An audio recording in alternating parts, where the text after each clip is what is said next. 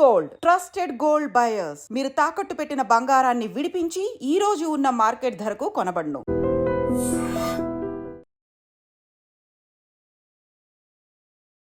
మన భారతదేశం నుంచి చాలా మంది విద్యార్థులు అయితే హయ్యర్ స్టడీస్ కోసం అంటే డిగ్రీ తర్వాత నెక్స్ట్ ఎంఎస్ కోసమో ఎంబీఏ కోసమో ఇంకా ఫర్దర్ వాళ్ళ స్టడీస్ కోసం అయితే బయట దేశాల వైపే చూస్తున్న పరిస్థితి. ఇది మనందరికీ తెలిసినటువంటి విషయమే.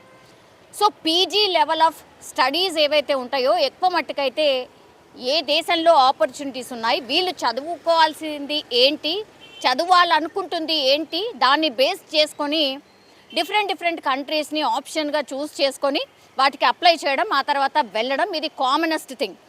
మన భారతదేశం నుంచి చాలామంది విద్యార్థులు బయట దేశాలకి వెళ్ళే చదువుకోవాలి అనేటువంటిది ఇప్పుడు కామన్గా అయిపోయింది. గత ఒక 5-6 సంవత్సరాల నుంచి అయితే మీరు చూడండి, ఆఫ్టర్ డిగ్రీ అనుకోండి, లేదంటే ఆఫ్టర్ ఇంజనీరింగ్ అనుకోండి, ఇట్లా ఇవన్నీ అయిపోగానే ఫస్ట్ చూస్తారు ఎంఎస్ ఎంబీఏ ఇట్లాంటి వాటి కోసం ఎక్కడికి పోవాలి. ఫస్ట్ గుర్తొచ్చేది అమెరికా. ఇప్పుడున్న పరిస్థితుల్లో ట్రంప్ వచ్చాక అమెరికాలో విద్యార్థుల పరిస్థితి బాగాలేదు, ఉద్యోగాలు రావట్లేదు, అక్కడ పార్ట్ టైం జాబ్స్ లేవు. సో అమెరికాలో ఉన్న విద్యార్థులే ఏం చేయాలో అర్థమవుతలేదు. అట్లాగే వీసా జారీ అంత ఈజీగా లేదు కాబట్టి అమెరికా వైపు చాలామంది చూడట్లేదు. నెక్స్ట్ ఆప్షన్గా చూసింది చాలామంది ఏంటి అంటే కెనడా. అట్లా కెనడా వైపు కూడా చాలామంది పోయినరు, అంటే అమెరికా లేదంటే నెక్స్ట్ కెనడా. సో కెనడాకి వెళ్ళినటువంటి విద్యార్థులకు కూడా కొంత ఇబ్బందులు వచ్చాయి. ఎట్లనైతే అమెరికా మా పౌరులే ఇంపార్టెంట్ అని ఎట్లయితే అనుకుంటుందో, సేమ్ కెనడాలో కూడా అక్కడి ప్రధాని కూడా అట్లాంటి డిసిషనే తీసుకున్నారు. అంటే కుప్పలు తెప్పలుగా మన దగ్గర నుంచి వెళ్ళిన వాళ్ళు కూడా చాలామంది ఉంటారు. ఎస్పెషల్లీ కూడా పంజాబ్ నుంచి చాలామంది కెనడాకి వెళ్తూ ఉంటారు. పంజాబ్ నుంచి చాలామంది ఫ్యామిలీస్ ఎక్కువగా కెనడాలో సెటిల్ అయి ఉంటారు. అంటే ఈ సిక్స్ ఎవరైతే ఉంటారో వాళ్ళందరూ కూడా, ఈ సిక్కులు అనే వాళ్ళందరూ కూడా చాలా మట్టుకి కెనడాలో సెట్ అయి ఉంటారు. మరి రీజన్ ఏంటి అనేది వాళ్ళ కంఫర్ట్ ఆర్ బిజినెస్ చేసే వాళ్ళకు బాగుంటుంది అన్న థాట్తోని వెళ్తూ ఉంటారేమో. ఇప్పుడు పంజాబ్కి సంబంధించిన ఆప్ నాయకుడు ఎవరైతే ఉన్నారో ఆయన పేరు వచ్చేసి దేవిందర్ సింగ్ కుమార్తె వంశిక. ఆమె 2.5-3 సంవత్సరాల క్రితం ఫర్దర్ స్టడీస్ కోసం, హయ్యర్ స్టడీస్ కోసం కెనడా వెళ్ళింది. కానీ ఏం జరిగిందో ఏంటో తెలియదు, కానీ 3-4 రోజుల క్రితం వంశిక కెనడాలో మిస్ అయింది. ఎక్కడికి వెళ్ళిందో తెలియట్లేదు. మిస్సింగ్ కేసు నమోదైంది. వంశిక కోసం పోలీసులు గాలిస్తున్నారు అనేసి వార్తలు వచ్చాయి. గాలింపు అయిపోయింది. పూర్తిగా పోలీసులు ఈ వంశిక కోసం వెతికిన పరిస్థితి.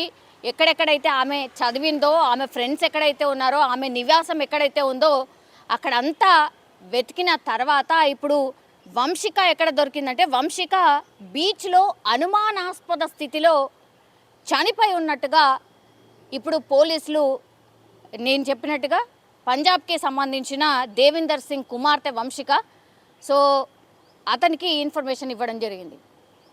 సో ఇట్లా మన భారతీయ విద్యార్థులు బయట స్టడీస్ కోసం, ఫర్దర్ స్టడీస్ కోసం, మంచి ఫ్యూచర్ కోసం ఎప్పుడైతే వెళ్తున్నారో అక్కడ అనుమానాస్పదంగా చనిపోవడం, చాలామంది యాక్సిడెంట్లో చనిపోవడం, లేదంటే ఆత్మహత్య చేసుకోవడం, ఇట్లాగే ఈమెలాగా బీచ్లో చనిపోవడం, ఇట్లా డిఫరెంట్గా, అది కూడా అనుమానాస్పద స్థితిలో. న్యాచురల్గా ఇక్కడ ఏదో జరిగి చనిపోయినరో ఏదో సంథింగ్ అలా అని కాదు. సో అనుమానాస్పదంగా చనిపోవడం ఇప్పుడు ఆందోళన కలిగిస్తోంది. మరి వంశిక అనుమానాస్పద స్థితిలో చనిపోవడానికి రీజన్ ఏంటి? ఆ బీచ్కి దగ్గరలో ఉన్నటువంటి రెస్టారెంట్స్ ఏవైతే ఉంటాయో, సోకాల్డ్ రెస్టారెంట్స్ చాలా ఉంటాయి కాబట్టి అక్కడ ఉన్నటువంటి సీసీ ఫుటేజ్ని కలెక్ట్ చేస్తున్న పరిస్థితి. మరి బీచ్కి ఎప్పుడు వెళ్ళింది వంశిక? ఎవరెవరు ఉన్నారు ఆమెతో పాటు? సింగిల్గా వెళ్ళిందా, ఇంకెవరితోనైనా వెళ్ళిందా?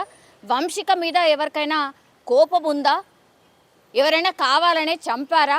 ఇంకేం జరిగింది అనే కోణంలో పోలీసులు అయితే పూర్తిగా విచారణ అయితే చేస్తున్న సిచ్యువేషన్ అయితే కనిపిస్తోంది. కానీ చాలామంది ఇప్పుడు మన వాళ్ళు కూడా కెనడాలో చాలామంది మన వాళ్ళు వెళ్ళినటువంటి పరిస్థితి, అట్లాగే అమెరికాకు వెళ్ళినటువంటి పరిస్థితి, ఇట్లాంటి వార్తలు తరచుగా వస్తున్నాయి.